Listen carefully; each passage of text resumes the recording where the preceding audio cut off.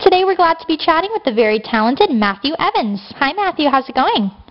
I'm going well. It's going well, thanks. How are you? Very good. We're excited to see Bad Teacher. Can you tell us a little bit about your character and about the movie? Well, my character's name is Garrett Tiara, and he's a real dork. Like, he wears the same sweatshirt every day, and his hair is gelled down totally flat, and he writes really bad poetry, and he's really in love with the hot girl in class, but she doesn't want anything to do with me because I'm such a dork. But Cameron's character gives me the tools to get the girl, so, yeah. And tell us, how did you like working with Cameron Diaz? She was amazing. She really was. Like, she went out of her way to make sure I was comfortable and relaxed, and that I wasn't nervous. And it was really great working with her. You had the pleasure working with Cameron Diaz, which was awesome, and then also Justin Timberlake. How was it working with him? He's really cool. Like, once I got to hang out with him, it was like it was just awesome. Like, there's this one part where the two of us are like doing the robot, and in each take we kept trying to outdo each other. So it was a lot of fun. Wow, that's very neat. Very neat. And then what can we expect from the movie? Like, what do you think people are going to be most excited to see when it comes to theaters? I think it'll be really cool. Like, because I've been like reading articles, and there's like a lot of gossip, you know, like with Cameron Diaz and Justin Timberlake, but you know, they were total professionals, like, the whole time, and they both, they were really funny together, and it's an amazing cast. Like, Molly Shannon plays my mom, and Jason Segel's in it, and Phyllis Smith from The Office is in it. It's truly an amazing cast, and everybody is so funny in it. Very neat. I can't wait to see it. And then tell us how you initially got started working in the entertainment industry. Well, I did community theater since I was like 4. My mom has a community theater, and she herself was an actress on Broadway and in theater for a long time, and so I kind of had like an influence there. And when I was around 9, a woman came up to the town where I live, San Luis Obispo, and did a workshop on LA acting and the film and TV industry, and it was really interesting, and I was really kind of excited about it. So my mom and I went down, and we did some of her workshops, and that's how I met my first agent. We've been driving back and forth ever since.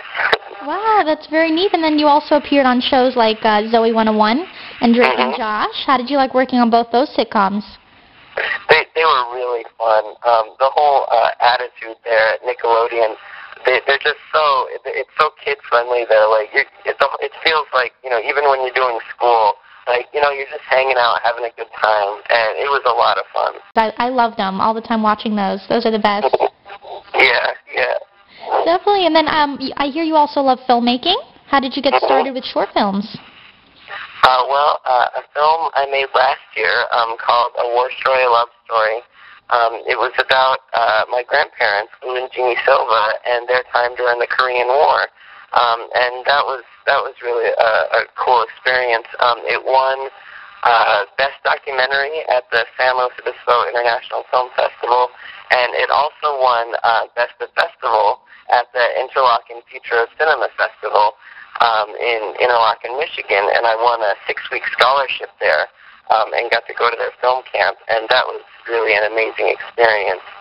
And then the film I made this year, which is called Poetic Justice Project, is about a group of formerly incarcerated individuals who do theater to raise awareness about prison life and to also teach people and help break down prejudices that a lot of people have toward formerly incarcerated people.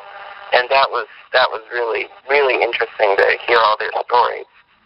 Absolutely. Congratulations on winning both of those. That's very neat. Thank you. And tell us, where do you get your inspiration for when coming up with ideas for these films?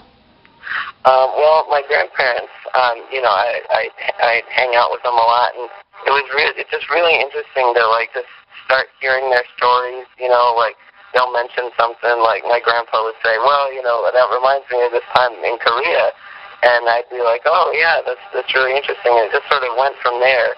hearing their stories and asking them about it. And with Poetic Justice Project, I met them through the theater that my mom runs. They were renting the facility, and just talking with them, like, during rehearsals, and hearing all of their stories, like, of what they went through in prison, and the process that they went through to change their lives.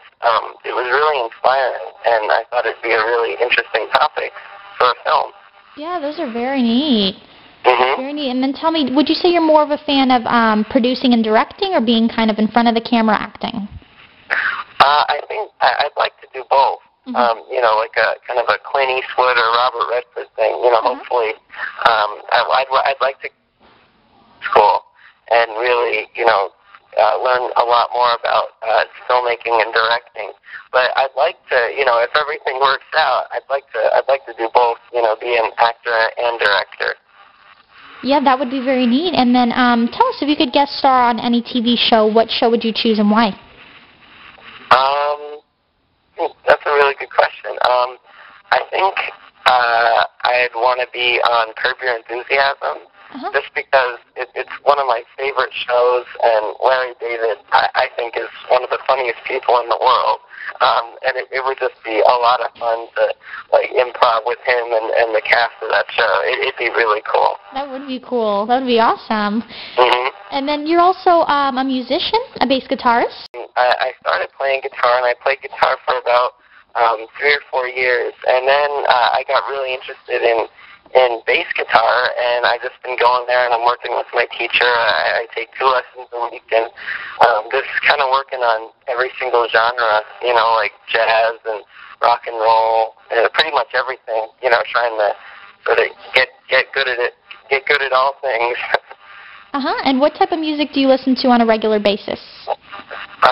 Pretty much everything. Like, sometimes people ask me, like, what's your favorite genre, or who's your favorite artist? And it's pretty much everybody, I really like all styles of music, Oh, yeah, absolutely. And then we know you don't have a Twitter at the moment, but would you ever consider getting one in the near future? I might, yeah. I'd have to come up with, like, interesting things to put on it, but I'm sure I could come up with something. Oh, yeah, absolutely. Yeah. I'm telling you, once you get addicted to Twitter, there's no going back, though. Yeah, that's what I've heard. Yeah, so tell me, do you have, like, a website or YouTube where fans can get in touch with what's new with you? I have a Facebook page. I'm setting one up right now. I have a fan page that's going up, and also just my IMDb page. Like, you can see what I'm doing, and the 2 documentaries that I was telling you about are both on my IMDb page. So you can just kind of Google me and find me that way. You can watch the full film there? Yeah, you can watch the full versions of each film there. Very neat. Yes, everybody should definitely check that out. And what can we expect from you in the near future? I'm working on another documentary right now called The Woody Duffy Story, which is about my friend Woody, who has a rare disease called MPS I, and sort of his story of being diagnosed. And at the time he was diagnosed, there wasn't a treatment or a cure for his disease, and they said he might die at the age of 12. And just his story of finding the treatment and hiring the doctors and doing a whole lot of fundraising, he and his mom, all the work that they did. It's really an inspiring story to find the enzyme that Woody was missing. And then I have a great agent and manager, so just auditioning for TV shows and film, commercials. Yes, absolutely, and I can't wait to see that film. That sounds very interesting and inspirational for sure. Yeah. Definitely. So everyone can make sure to check out Matthew out in the new movie Bad Teacher, premiering on June 24th.